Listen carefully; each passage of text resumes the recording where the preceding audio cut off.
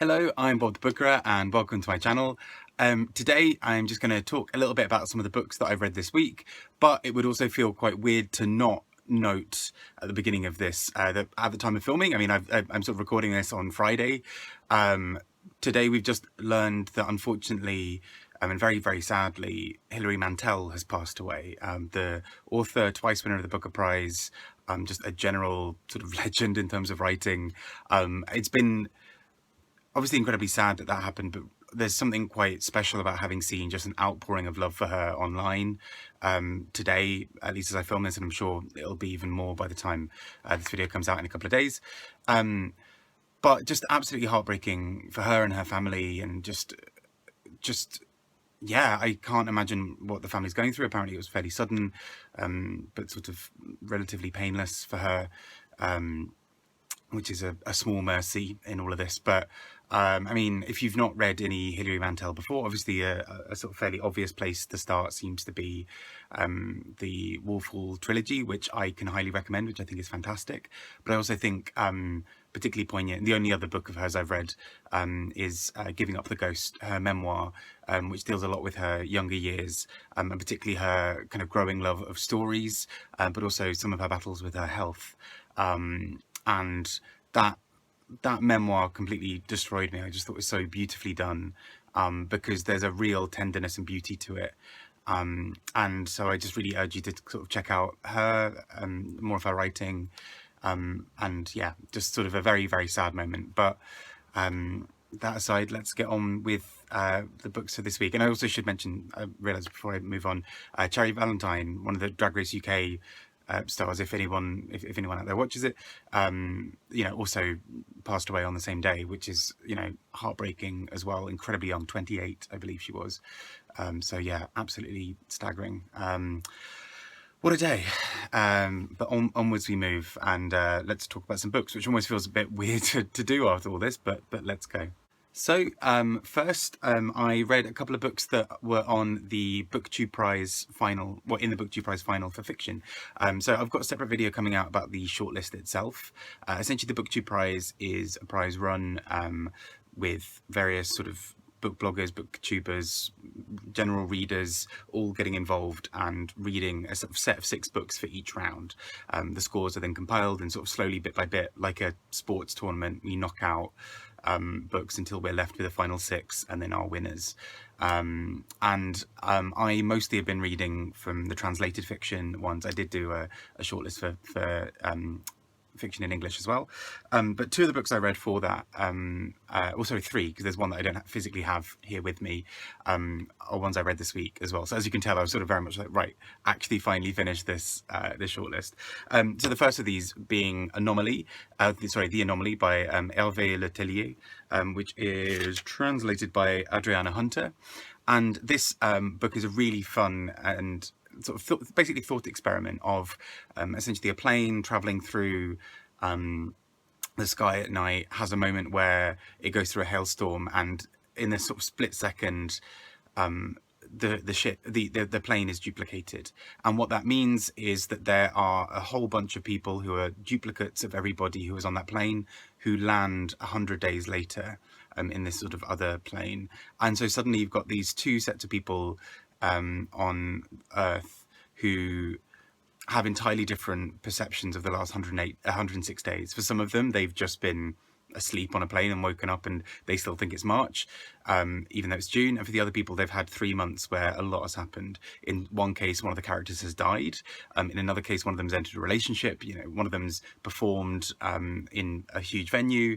Lots of things happen. And I just think this is a really engaging book. It sort of has these sort of sci-fi thriller elements, but really kind of maintains sort of a clever tone all the way throughout. And there's this sort of playfulness at the heart of the book as well, in terms of duplication, in terms of there is a book in the book called The Anomaly that's referenced quite a lot. So actually we then start to have this sort of play going on there. So I really, really enjoyed this. I also then read Disquiet by Zülfü Livaneli, which is translated by Brendan Freely. And this is a book that deals with a Yazidi woman from Syria who moves to Turkey and sort of I say moves like it's sort of a vacation. She, you know, she sort of is a refugee moving there, and she goes through a lot. There's this sort of whole sort of dialogue in the book about her settling down and sort of how she sort of finds a place in the world, and how she sort of you know, the struggle she faces in entering a new society and the kind of cultural differences.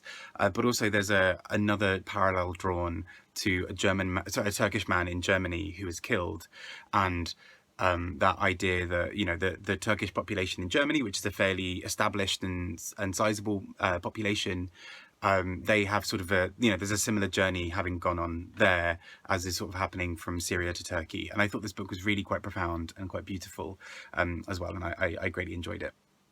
And that takes us to the final one that I read from this this shortlist, and that is How to Order the Universe by María José Ferrada. And I cannot see the translator right here as I'm looking, but I will put it in the notes. So by Elizabeth Bryer, there we go, just kind of clicking in the background there. And this I thought was a really fun book. I will sort of preface this by saying I read it in German because I couldn't find it in English, and was really nervous about not being able to get it in time to be able to talk about it for the, you know, to submit my votes for the BookTube prize. But essentially we have a young girl called M, and we hear about her father, D, and there's this sort of really profound relationship between the two of them as they sort of navigate the world. But she particularly is this young woman who's sort of fairly naive. You know, she's only 7, so there's a lot that she doesn't know or understand about the world, and so her view of the world is this sort of quite fantastical thing set against the backdrop of you know, political upheaval in Chile. And I just thought it was a really interesting, very, very short, but sort of powerful book that really explores a lot that goes on. And I just thought, yeah, I really admired how this book does it. I'm sure there's a lot that I missed because my German is definitely not fluent enough to really get all of the nuances of language that I'd like to. But a really interesting book, and I'm keen to eventually read it in English when I can find a copy, and try and sort of process it properly. BookTube prize aside, I also then read Olive Kitteridge by Elizabeth Strout. For some reason, I always want to call her Olivia. I have no idea why. And so this, there's a second book, Olive Again, that follows on from it. But I was kind of curious after the Amgash trilogy, soon to be a quartet, you know, with O. William being shortlisted for the Booker. I was sort of keen to read something else by Elizabeth Strout, and this one is one of her other most sort of famous and popular ones. I think I did struggle a little bit with the sort of short story aspect of it, because essentially it is a set of, like Anything Is Possible from the Amgash trilogy, it's a set of short stories that kind of hang together to tell the tales of a set of characters who are all interconnected. So it's not kind of wildly different short stories about kind of whatever. I think at times I couldn't fully get that connection. I still greatly enjoyed it overall. I still thought the writing was really quite beautiful, but I think I just got lost. And I am willing to say that's probably, again, more of a me problem than necessarily the book. And I partly think that as well because I listened to it as an audio, and audio and short stories is a bit of a tricky thing because you'll find yourself having to sort of pause it at the end of each short story, otherwise they all kind of start to blur into one. So there's probably a lot where that was how I read this book and how I engaged with it. But I'm kind of keen to read others by her. I'm soon going to be reading Lucy by the Sea, her new book, part of the Amgash trilogy, with you know, following on from O. William. So excited for that as well. Next, I read something very different from all of those, which is a non-fiction book called Gay Man Talking by Daniel Harding. And this book is essentially a very conversational, kind of chatty book that is to some degree kind of like a self-help guide or self-help book, but basically written by a gay man in, I believe, his 30s, who, yes, because I think at one point he mentioned something and I realised I was basically the same age as him. Gay man in his 30s, reflecting on various conversations he's had with different people in his life and the effects that those have on how he sees his own sexuality and identity and personhood in amongst everything else. So there's, for example, a conversation with his mother and sort of how their relationship was with him coming out and various parts of his life, conversations with his sister, with the best friend, with various other people. And so there's this sort of this very kind of chatty style of, you know, talking about everything from kind of coming out, to shame, to body image issues, to joy and celebration, to sex and relationships, to kind of everything. And it does feel a lot like just having a conversation with your friend who just sort of like has a glass of wine in their hand, is like, so it sort of goes on with it. Plus, I have to admit, when I saw the title of Gay Man Talking, I can't hear this as anything else apart from like, excuse me, gay man talking, like kind of as a like, actually kind of interruption, which is entirely what I was thinking in my head the entire time I read the book. Probably unfair, but that like a brilliant title nonetheless. But I really enjoyed this. I found this a really quick and compulsive read. I wasn't expecting to really enjoy it quite as much as I did. And I think, you know, there are some really heavy topics that are covered in this book in quite a light and breezy way that I think is quite effective. You know, the part about body image, although quite short in the book, was something that really resonated with me and I thought was quite powerful. So yeah, props to Daniel Harding. I think the book's just come out. Yeah, a really enjoyable book. Next up, I read Days Without End by Sebastian Barry, and the follow-up book to this, A Thousand Moons, which I'm near the end of as I film this, but I kind of figured if I waited until next week, that feels a fair bit away when I'm like literally right at the end. But these two books together, I just think are so stunning. I'd forgotten just quite how good Sebastian Barry's writing is. I previously read A Long, Long Way by him, which I was just staggered by. The quality of the writing is just exquisite. And Days Without End, particularly, I just thought, like, I'm such a sucker for that sort of style of writing, particularly the kind of Irish take on, like the Irish English that's sort of used throughout it.